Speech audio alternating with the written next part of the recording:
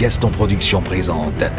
Gaston Production, le Don King de l'arène sénégalaise, organise un autre grand choc de rêve, le choc des chocs, le choc des titans. Attention, Balla Gaye 2, le lion de Guédiawaye, Balla Gaye 2 qui donne le Double Less, Balla Gaye 2 ki ne woon man xaalisu làmb la ñu ma ngente mooy daje kan Gris Bordeaux qui donne le tigre de Fass, qui donne Mbaye Guèye, qui donne Tafa Guèye, qui donne Fass fa làmb soso mbokk yi loolu dinañ ci tëgg ndënd ba ndënd xar. Asalaamaaleykum mbokk internet Gaston Production ñu leen nuyu di leen ziar di leen masaw encore une fois si dal si kaw làmb ji muy mbër mi nga xam mooy Akon aussi yàlla def mu ñàkk ba xanam ñu ngi koy ñaanal yàlla yërëm ko xaaree ko àjjana yi gën a kawe waaw di ñaan yàlla yokk yërmande si kawam di masaw aussi tamit famille ak famille làmb gi yëpp ak mbër yëpp bu ko defee nag noonu la ñuy dugg see dalal benn champion bu mag bu ñuy wax doomu daangu mu bëree bërki de mooy Njaay yàlla may ko ndam si kaw Jordan combat bu metti woon naa si moom metti si amateur yi neexoon na trop doomu daangu le grand champion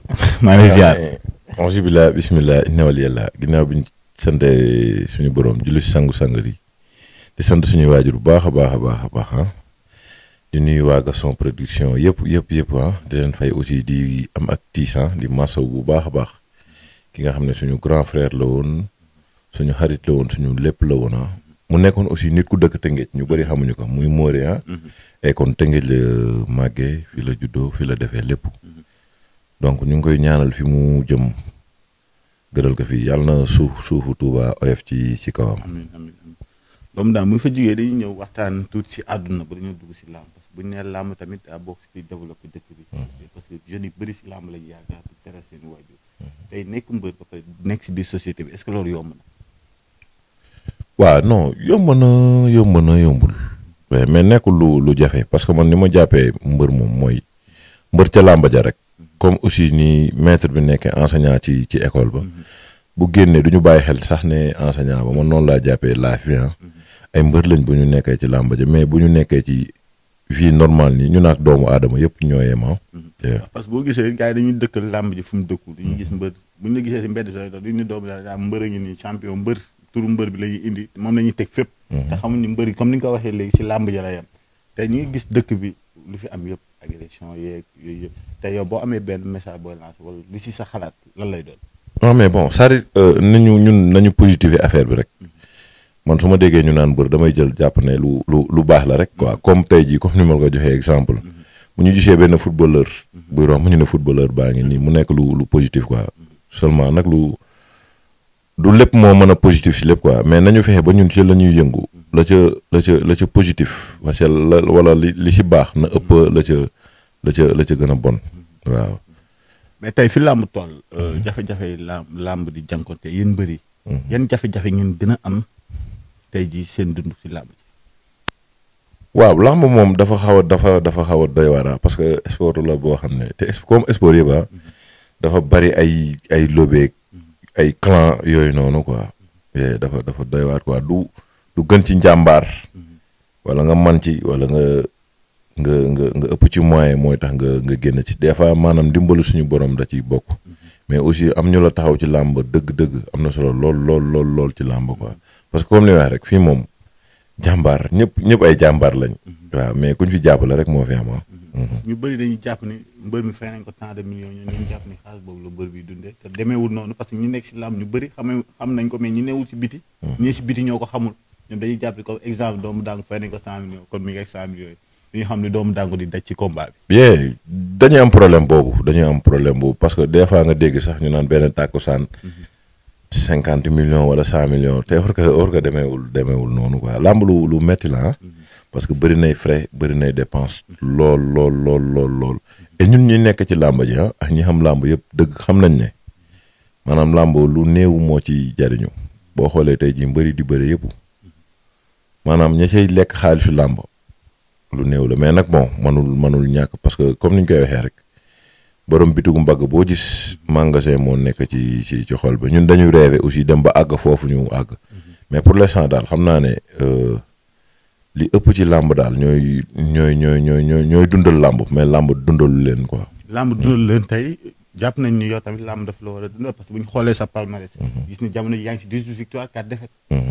tey kon làmb daf la war a dundal bu ñu waxee dëgg. waaw dañuy sant yàlla. dañuy sant yàlla parce que palmarès bi macha allah riche na bon peut-être nag bon fi affaire yi àgg doole jeeg yooyu yëpp àggagu fa. mooy comme ni may waxee rek. mais dañu am njortu bu rafet man gëm-gëm bi ma am mooy comme ni ma koy waxee d'ici 3 ans suñu objectif yëpp loolu la dañu war a bokk ci mbër yi nga xam ne dañuy fay ko ay 100 millions.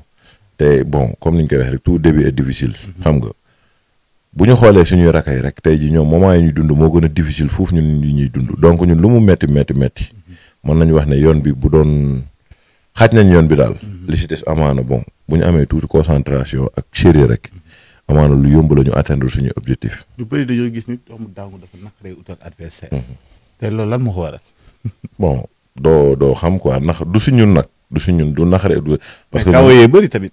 waaw non làmb la xam nga tey jii làmb moom comme li may wax rek làmb lutte avec frappe la ñu wax. lutte avec frappe waxuñu lutte simple. xam nga ñi bëgg a def lutte simple ñoo ngi dem def lutte simple ñi bëgg a def olympique ñoo ngi def olympique. et mënoo nekk nag ci lutte avec frappe ba pare aussi xam nga nga bëgg ci génne frappe bi. loolu mënul ñàkk ñun ñaar yëpp la ñuy pratiquer. li nga wax ne tax gars yi gën a delloo avance bi parce que tamit ñëpp nee nañ góos daangu bu la dóor kaw yi dafa bëri tamit daangu. waaw mais bii passé indiwuma dara. bii da nga yoru rek. waaw noonu laa def des fois yooyu da ciy baax bu comme que gars yi gis nañ ne maa ngi yoru xëy na. te fii xam na kenn dóor si karam neexul kenn am na ñoo xamante ne seen karam kenn. waaw mais xam nga comme li ñuy wax rek làmb moom li may wax rek ñun li ñuy daj entraînement mu gën a métti fuuf la nga xam ne mooy xew ci géew ba. gis nga lii di xew ci làmb ji yëpp dafay am ci ay entraînement da ngay boxe des fois ñu dóor la nga teppeeku wala nga kaaw yooyu yëpp da ciy am. donc nag bon CNG bi muy jaay lutte avec frappe la teg licence lutte avec frappe. et je pense que loolu moom ku dem ba jënd licence bi rek. waratul am calcul wala boo fa nekkee di calcul sax je pense pas que ne yow fi nga war a àgg ci làmb di nga ko àgg. di nga fa àgg tey sa diggante Jordan daay ñëwaat tuuti. gis nañ doomu jàngu forme bu exceptionnelle bu mu yoroon si làmb yi. tey doomu jàngu combat préparation bi. préparation combat bi nu mu demee woon. bon nekkul woon lu difficile. benn instant nag métti woon na lool parce que combat la boo xam ne préparation bi yëpp lii si gën a am solo mooy moment bi mu ñëwoon nekkul woon moment bu adéquat. mooy tey ji boo xoolee préparation combat bi yëpp moo ngi dugg ci koor gi ci weeru koor gi mu nekkoon loo xam ne lu metti la lu metti trop sax metti na metti goo xam ne yàlla xam na ne tëdd naa suma néeg sax jooy yoo xam ne wallahi azim kenn yëgu ko barki alxuraan tëdd naa suma néeg ba taay jooy ay jooy yu metti sax parce que moment boobu combat la boo xam ne tey jii waaw combat la boo xam ne benn mooy 1 an la durée combat bu durée 1 an maanaam la ñu yoroon la ñu dencoon yëpp ñu def ko ci combat bi te ñëpp xam nañ ne weeru koor aussi lu ci mënte am kenn talul kenn parce que weeru koor aussi weer la boo xam ne bon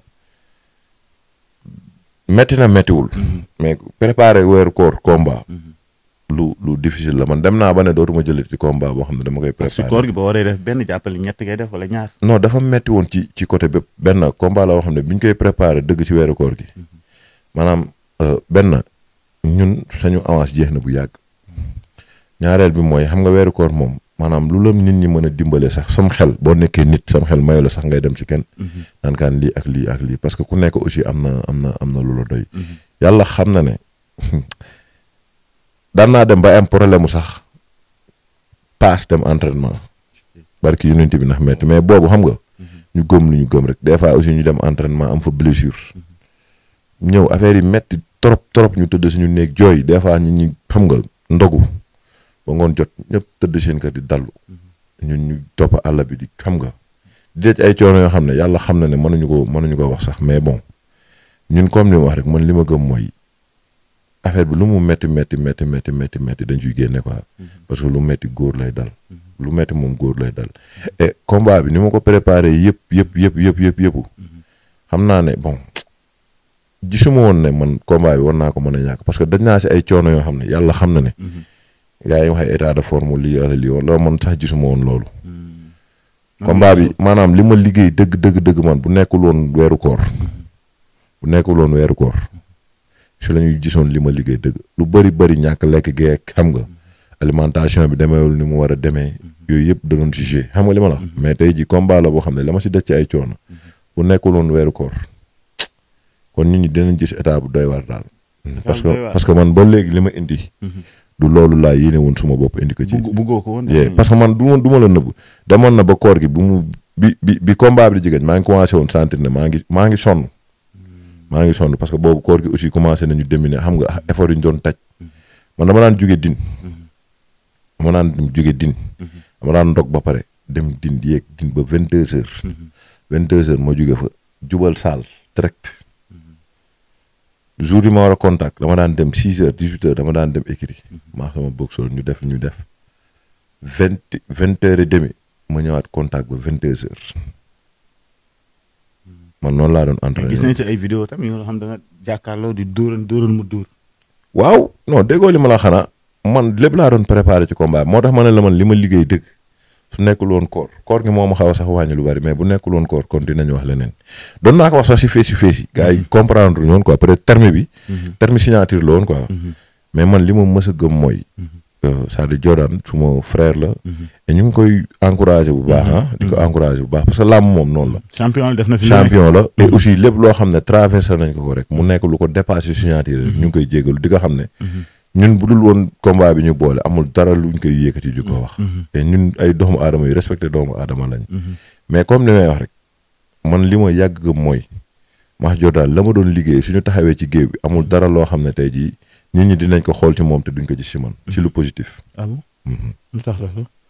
non parce que xam naa ne man athlète la pire yaakamtiwuma suma yoon j'ai pas pris des choses yoo xam ne tey jii daf may métamorphose xam nga ku ma gis xam ne du kii mais doon naa liggéey loo xam ne tey jii.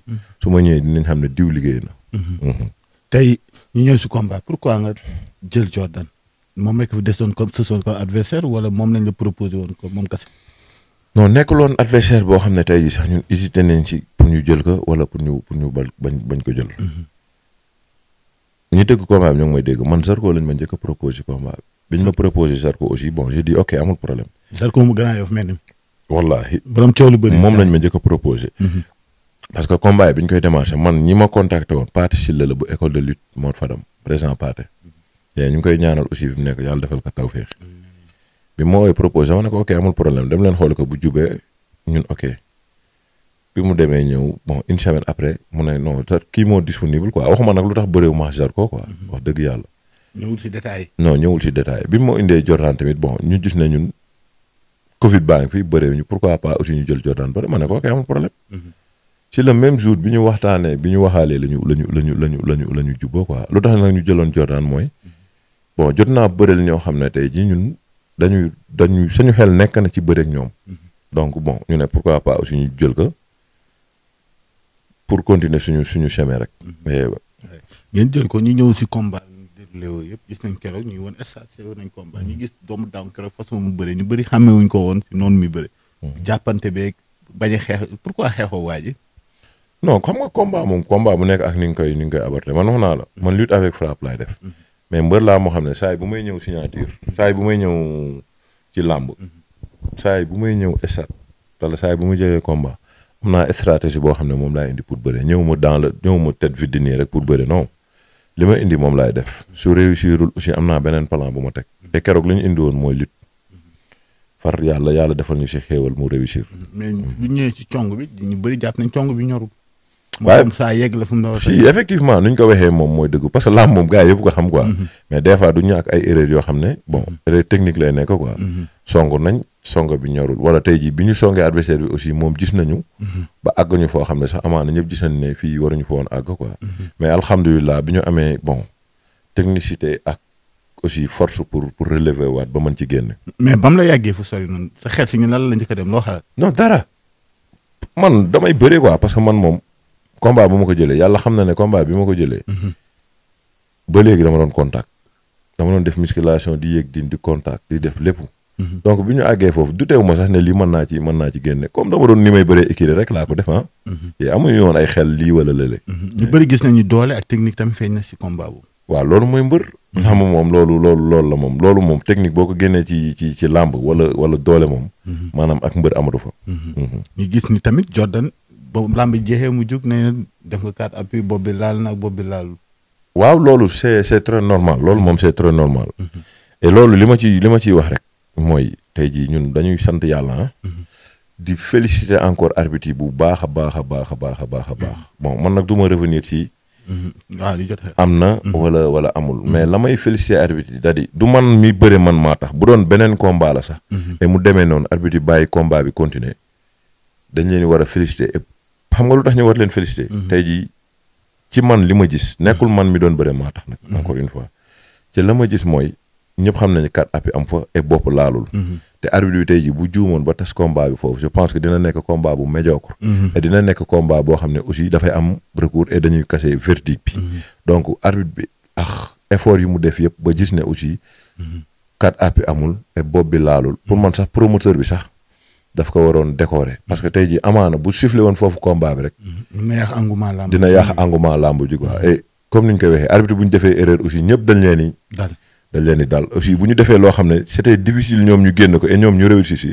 pour man aussi monde làmb daf leen war a féliciter si loolu bu baax a baax a baax mais yaa Jordan final la wala demi-finale non loolu demi-finale la woon parce que nekkul woon benn grand combat quoi mais final bi jot na de non ñun pare nañ ñun moom comme ni ñu koy waxee rek. mais kan nga daje final ah équipe bu gay dem demi final. non ñaari mbër ñoo doon bëri ñaari mbër. wala ñaari demi final la woon kañ. waaw benn demi final bi daan na beneen demi final bi daan na donc.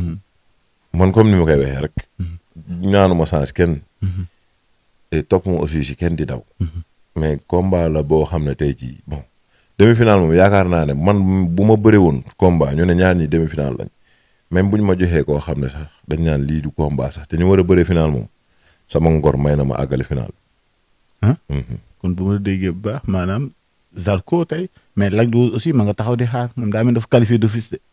waaw non c'est-à-dire bon kaaw Lac Rose sax du ma si mën a sori tuuti mooy.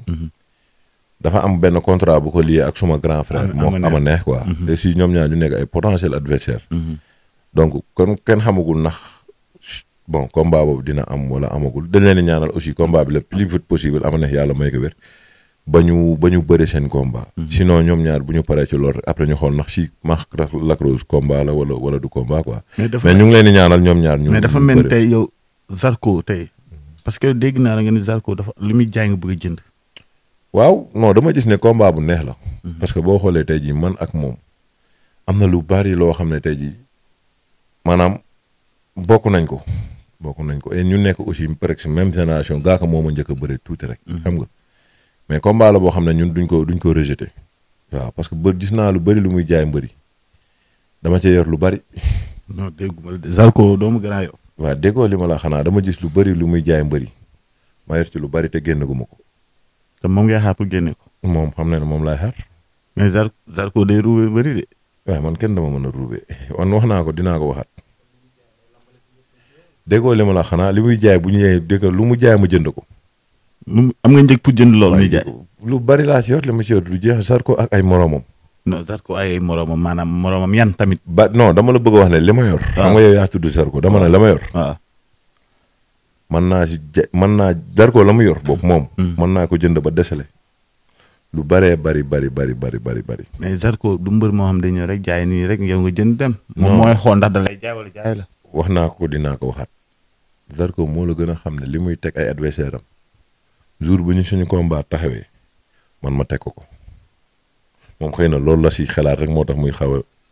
mais Zarko lu mu wax leer na du dellu ginnaaw man bu gëm naa ko woo léegi ni sax en direct muy dégg Zarko ragal lool de. sëñ bi oo ko ba xam man. man daw ma coow. man daw ma yow fii la déggoo li ma la xanaa man lébu bi dawul coow. daw ma coow de. lu leer naa la daw ma coow dama ne lébu bi dawul coow wala déggoo li ma la wax. dama ne Zarko mel ni mi doomu Grand Yoff yow déggoo li ma la xanaa dama ne lébu bi dawul coow. Zarko lépp lu muy jaay laa la wax. bu ñëwee fii ma jënd ko ba mu des. Zarko meen. waaye Zarko non moom ñemee ñu ma sax moom xam na ne ñemee ñu ma. Zarko du ragal de. barki yu bi ñemee ñu ma. yee moom. te instant yaram bi dafa tàng. non Zarko tey jii say suñ koy wax doomu daangu muy am xel ñaar. fan la koy teg. ah tontu ma. non man xam nga tax mënu ko teg fenn. du si palmarès. du si bëre du si mbooloo du si fit du si kase. du si lenn. loo xam ne war na ci mën a am ay xel ñaar. da koy bëgg ñu bëre bëggu ko mu xooli leneen ma xooli leneen. neexaloo ko. non mais nan laa mën a neexalee Zarko mën na dem day ji.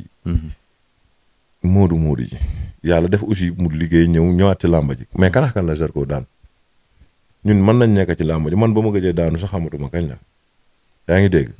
nga ñëw daan Mbaye Gouy Gui champion la nga ñëw aussi daan suñu grand frère Baye Mandione champion la gars yi bëgg la jël bëgg la teg au-dessus de ñan. nañ teg affaire yi ci yoon man bu paree pour bëre pare naa pour bëre te combat la boo xam ne amateur yëpp aussi nangu nañ ne lii mooy combat. non man en personne ba làmb jeexee ba ma jëlee interview wax naa ne doomu Dangu jamono ji ku ko jëlul da nga koo ragal. non gars yi ñoo bëgg a ut ay wiiri di leen utal ay yoon yàq yooyu noonu kërëb mais dama ne gars yi nañu bàyyi làmb sok yi ñuy yàq nañu bàyyi làmb sok yi ñu bëre man dem naa sa ba proposé ne pourquoi pas ñu def benn claf que la meilleur yi génne. ñun seen génération ñi nga xam ne tey jii ñoo nekk au top ci làmb ji ñu gis ne ñii ay combat sok la nañ ko def gala. nañ ko def gala ñu bëree. ñi nga xam ne ñooy deux premiers ñoom ñu dem bëri ci seen final. ñun pare nañ ci pour loolu parce que gis gars yi tamit ñu bëri amateurs yi bëri doon nañ fa sa combat ak Franc ba Instagram bi live ñëpp di si wax jékki-jékki ñu gis Franc jël sox. waaw yooyu yëpp ay combat la comme ni ñu koy waxee rek mais xam nga mbër moom mënoo ko forcer. comme li ma wax rek man mbër deful si làmb arène. ñu ngi may tuddal ñi ñëpp lu ma deful. xam nga comme que Franc nag aussi dafa nekk ci benn contrat moo sox du rafet sax. ñuy wax si moom ñu ngi leen di ñaanal ñoom ñaar ñëpp suñu adversaire lañ. que le meilleur gagne et mu nekk journée boo xam ne journée lutte lay nekk journée bu neex macha allah. parce que ñun combat yooyu la ñu soxla. combat yoo xam ne dafay nekk ay combat jànq mais pas ay combat revanche yoo xam ne. kenn xamul lu muy safe. tey mën nañu tey bu ñu la joxoon avance doomu Zarko léegi nii mun nga si njaat naan nii. waaye yow loolu mooy géej gi am na ndox. Zarko boo jëlee avance am coow li lay topp est-ce que ngay xalaat. waaye ban coow déggoo li ma la xanaa combat boobu bu taxawee ma yenn man Zarko lu mu antanul. comme lan waaye maanaam yow dafa am loo xam ci Zarko te ñun xamuñu ko. ci lépp làmb laa la wax ci combat bi taxawee man ma yenn Zarko lu mu antanul wax naa ko dinaa ko waxaat Zarko moo la gën a xam kër gu gën a bëri kër gu am xeej. mais dafa mel ni sawaru sëñ mbir. non man si sawar parce que Zarko tey jii bu ñu ko waxee doomu Dangu moom muy wax ay Lac Rose te Lac Rose nekk si contrat boo xam ne kenn xamagul nu mu demee. loolu mooy tey jii loolu mooy lan amul tur sax quoi. vraiment kon est-ce que du ngeen ko def match de barrage rek après mu jeex. non man déggoo li ma xam man pare naa pour bëre ak Zarko xam nga man lu ma bëgg moom du ma ko nëbb. pare naa pour bëre ak Zarko bu paree bëre ak man promoteur yi bëgg nañ combat bi. mais bopp mbaam bi muy indi tamit tax nañu bëri ragal. waaw yow ban bopp mbaam ñun dañ ragal yooyu ñun ñu nekk ci àll bi dëkk ay njaago dëkk ñu ne doon rëbb. ay dégg naa baal ma si kàddu tamit sawu mbaam bi yëpp lay. waaw yow bu ñëwee ma sangoo ko bëri ak moom. parce que yonent bi bu jox la nga déwoo ko bëri ak moom. déggoo li ma la xanaa moom day taxaw fee di sànni jour bu combat bi taxee ma taxaw mu sanga ma ka na ma sanga leneen ak leneen loolu ay deuxième la yooyu ay ñun yooyu tamit yooyu yóbbuwuñu. maam ji de keroog ba mu duggee si laaj ne Zarko dafa laal si lébu gi de. ban lébu la laal. waaw man sama nag ñun mënoo comprendre sax li ñu laal yëpp man mënuñu sax toog fii di ko wax mais daal xam naa ne ñun ñooy Sénégal. mais doomu Dangu fu mu jógee tur bi doomu Dangu. mooy Sénégal. mais da nga toog rek tur bi ñëw nii wala lan. xaaral dama xam lu ma lay wax rek doomu Dangu mooy Sénégal doomu Dangu. xaw ma li ma lay wax di nga ko dégg xaw ma mais doomu Dangu dama la wax ne doomu Dangu mooy Sénégal. déedéet non mooy Sénégal. ah bon non du caaxaan li ma lay wax ni doomu Dangu mooy Sénégal dama lay tegal benn audio rek. xam nga man maay Sénégal. dama wax ay doomu diw ak doomu diw. doomu Dangu mbokkam ñëpp la mooy bàyyi bu ma la déggee yéen am na ay touches yoo xamante ni waaw salaamaaleykum Dangu tëngee kon su ma neexee ne doomu Dangu mbokkam ñëpp la mooy tëngee mooy Cap-Vert mooy Sénégal ndax bàyyam Ndar la première capitale du Sénégal au temps du colonialisme Ndar la dëkk di sëtu Madoune Sène Soxna Gaye ndaxte yàlla Soxna Gaye diggi Soxna Gaye Marie Michel Kanmar Sobel Kanmar Yande Kanmar Ngoné Ndeye ma dikke mi des géej gi gànkel laajte rek borom géej bandak mam ndoobu Fally Sène Madoune Daay ma fàkkoon ceem ñu ñaan yàlla dama lay wax rek man maay Sénégal. mais yaa ngi menacé gars yi de. non man maay Sénégal déggoo li ma la xanaa man damaa bokk fépp. damaa laal ci fépp. nekk lébu pire nag nekk waalo pire man si 4 communes yi laa jógee. métis nga. waaw kañ li naan 4 communes yi fa laa jugee. du ma ngaaka te mënuma nekk ngaaka sax. du ma ngaaka mais wax ji daa am fu mu jëm. non du ma c'est-à-dire du ma ngaaka xam nga tey jii suñu ne la 4 communes yi rek moo nekkee nante di nga xam. suñu la limalee Ndar. limal la Dakar. limal la Tëngéej limal la Gorée rek loolu mooy Sénégal. waaw ba léegi nag déggoo ci ay Grand Yoff ak feneen ak feneen donc moom yooyu muy jaay ñeneen la ko jaay mais du fii mënuma ko jaay. bu la jaay nga jënd. non yow déggoo li ma la xanaa ba dese weccit bu bëree bëri. mais su fees yaa ngi Zarko laay imagine ni Zarko taxaw di wax ni la doo wax. mu wax ne du ma wax. non loolu mënta de loolu barul de Zarko waaye yow daa sañ loolu. comme ba nga jugee dem fekk ci Jordan moom mën na jug ñëw. non sañul loolu waaye yow Zarko sañul loolu. Zarko am na lu mu sañ ci àdduna. Zarko sañu ma sax xulli ñeenti bëtam damay wax ay waaye yow. mais yow da nga yor dossier Zarko wala mu demee nii parce que Zarko. waaye dama mu toog di wax lépp moom lu muy jaay ci làmb su ñëwee man ma jënd ko. Zarko xam na ne bu bëree ak man ma rek la ko. naka toogal fii dama koy wax Zarko toogal fii loolu force la manu ko bañ. doomu Grand Yoff. waaye ban doomu Grand Yoff yow nga yaxaar Sénégal nga naan doomu Grand Yoff man wax naa la may àdduna damay tegal loolu. mais ana Maar Ndiaye. waaw Boy Ndiaye mu ngi Tëngéej mu ngi Dangu. sa diggante ak moom. non suma frère la suma xarit la wax dëgg yàlla ñoom seen waa kër dañ def ñëpp. ñoo dëkk benn dëkk. xam nga. te ñooy dëkkiwaat tax incha allah quoi ñooy dëkkiwaat mais ni ma ko mën a waxee rek suma frère la et aussi nitu làmb la. nitu làmb la quoi. moom du làmb moo ñu boole et du làmb moo ñuy féewale aussi moom ak ñeneen ak ñeneen. tey jii su ma nee woon doomu Dangu loo bëggoon a wax te waxuñu ko lan lay doon.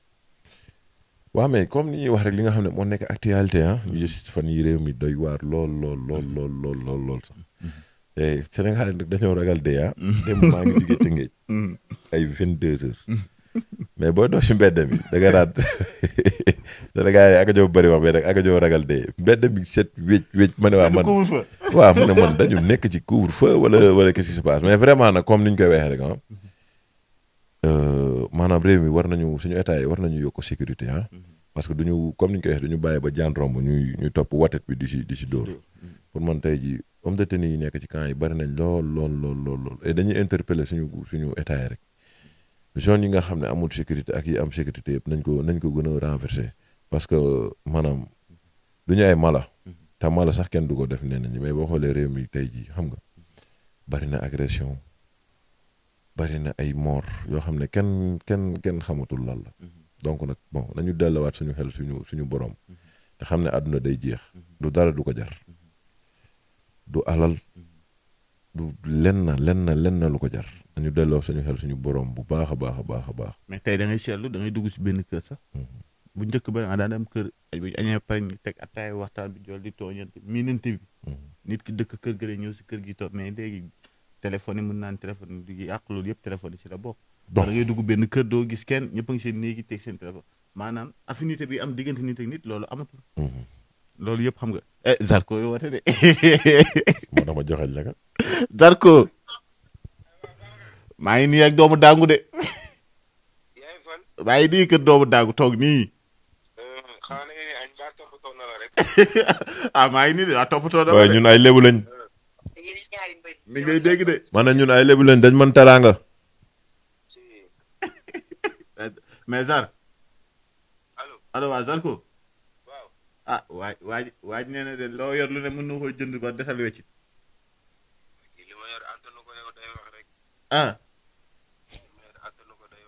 neen de mën na koy jënd ba dese weccit. saa yoroo dara. li nga yor dafa oyof lool ci man. waaw yow li nga yor oyof na lool ci man fii nag dollar dox fi fii CFA fi dox boo ñëwee fi dañ lay wecci. non du fii saa yi fii CFA moo fi dox boo bëggee dollar nga dem fële ci kaw.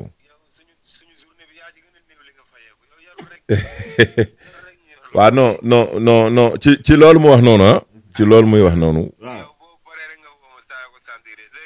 non dama ne non bul coupé. non bul coupé. day daw non mu ngi wax mu ne suñu journée bi man maa ci gën a néew lu ma fayeeku loolu bon man du ma si sori promoteur yi may dégg xam nañ ndax man maa ci gën a et loolu sax amul solo quoi mais li si gën a importance mooy su ma si gënee néew lu ma fayeeku aussi man maa si ëpp lu ma jënd ticket donc promoteur yi xam nañ kan mooy doxal làmb ak dégg naa nag kii rek jënd non déggoo li ma la xanaa dama ne la man su ma reliquat yëpp ticket laa ko jënd su ma reliquat yëpp wallahi azim promoteur bi mu ngi may dégg bi ñu bëree promoteur bi en personne le bailleur ma appelé au téléphone appel vidéo ñu waxtaan donc yooyu amul solo quoi yooyu muy wax noonu comme li ma wax rek laa koy wax sañu combat su paree pour jël ko mu jël ko su parewul pour jël ko na xooli leneen ma xooli leneen mais xam naa ne lépp lu muy jaay fii la ëppee kon neexoon na trop tey ñu jàkkaarloo yow sa copain Mbaye Toldo xam naa dañu seetaan waa live Instagram bi gars yi ñu ngi koy nuyu di nuyu waa Instagram yëpp ñu ngi leen nuyu parce que ñun bokk na ci li nga xam ne dañ koy suivre muy live yi nga xam ne moo ngi daw ci Instagram yëpp xam nga di ko aussi di ko rafetlu parce que li ñu naan àdduna moom li am te rafet su amul woon rek dafay ñaaw te wax dëgg yàlla ñu ngi yokk làmb ñu ngi yokk làmb ñu ngi leen di remercier bu baax a baax parce que la ñuy def ñun mbëri lañ koy defal des fois nag réeréew mënta ñàkk mais ñu ngi leen di encouragé bu baax a baax nit ku nekk nag sa la ngay yëngu des fois ci ngay am lu la neex lool mais ci ngay am aussi lu la naqari waaw mais di leen gën a encouragé rek ñu nekk ci suñu borom waa di gërëm ñëpp rek comme ni mu koy waxee rek affaire bi moom du mën a yaatu noonu sax mais daal comme ni ñu koy waxee képp koo xam ne jàpp nga ci carrière doomu daangu rek parce que ñun fa ñu jëm dafa sori te des na lu bari képp koo xam ne jàpp nga ci carrière doomu daangu rek ñu ngi lay gërëm di la sant di la ñaanal bu baax a baax et yéene ñu am ci man yëpp suñu borom kàttalal ñu dooleel ñu defal ñu ko xam nga waaw ba liñ ci bëgg yëpp daal ñu am ko di ñaan aussi beneen affaire comme ni ñu koy waxee parce que aussi ñu ay doomi Tëngéej la ñu am ñaari club yoo xam ne aussi ñoom ñooy dajee Coupe du Sénégal jeudi muy TFC ak ASEL ñu ngi ñaan yàlla def si jàmm et que le meilleur gagne di nga wax gars yi rek ne sport la sport la et lu si mënta am Tëngéej moo gagné yàlla na nekk événement bu am réussite amiin que le meilleur gagne di ñëwaat rek aussi di jaale aussi ñi nga xam ne ndax lu làmb yëpp ñoo ko bokk muy Mori Akon Moussa Dioum xam nga maanaam Papa Yade Do Gueye Jules Balde Junior xam nga bu ñu limee du maanaam dañ dul matal rek xel mooy fattu mais daal ñu ngi ñaanal làmb ji ci kaw ci kanam di wax ne ñun comme ni ñu koy waxee rek fixé ñu ci benn adversaire bépp adversaire boo xam ne c'est un potentiel adversaire et monde làmb gis nañ ne lii combat la rek ñun pare nañ pour jëflante ko ak ñoom waaw mais daal ñu ngi gërëm ñëpp di sant ñëpp ñu ngi lay jaajëfal baax di jaajëfal ñuy seetaana mbokk Gaston Production aussi tamit di jaale encore une fois suñu waay suñu xarit Ndiaye bu TFM di ko jaale Eumeu Sène ak xarit Trazara di ko jaale bu baax a baax parce que bokkoon na tamit doon na doxal làmb daf ma daan woo ñuy waxtaan ci làmb lu bëri waxtaana man waxtaanu àdduna et tout ñu ngi koy jaale bu baax a baax waa àdduna di ko jaale waa Sénégal bu baax di ñaan yàlla yërëm ko te xaaree ko àjjana waaw mu réuti mu doon def si kaw suuf yëpp incha allah di gërëm aussi tamit naar bi ma àndaloon tey fii di sant bu baax di gërëm encore une fois doomu daagu bi ñu seet si parce que yombalal nañ ko aksi bi et tout di gërëm aussi maar ñu nekk waa Tëngéej yëpp ñu ngi leen ziar di leen gën a sas tamit ngeen jàppale seen mbër seen doom parce que yéen la am fu mu dem yéen lay tiitaroo parce que fu mu toog yéen lay représenté gën leen nekk si ginnaawam gën leen ko jàppale incha allah gëm naa ne lépp dina baax parce que làmb moo si gagné Tëngéej na si gagné parce que fu ñu dem doomu Tëngéej lay wax doomu Sénégal la léegi ñu ngi leen di jaajëfal di leen ñaanal jàmm di ñaan jàmm waaw di leen jox dig jaje léegi rek te couvre-feu bi taay léegi daal dafa démarré waat parce que gars yi 20 heures ñu tëdd gars yi nag napp nañ ñëw doole mais nañ si jóg ak jàmm quoi béggee naa waa équipe Gaston Production encore une fois naar jaajëf. Gaston Production présente. Gaston Production, le Don King de l'arène sénégalaise, organise un autre grand choc de rêve, le choc des chocs, le choc des titans. Attention, Balla Gaye 2, le lion de Guédiawaye, Balla Gaye 2 qui donne Double Less, Balla Gaye 2 qui ne woon man xaalisu làmb la ñu ma ngente mooy daje kan Gris Bordeaux qui donne le tigre de Fass, qui donne Mbaye Guèye, qui donne Tafa Guèye, qui donne Fass fa làmb soso mbokk yi loolu dinañ ci tëgg ndënd ba ndënd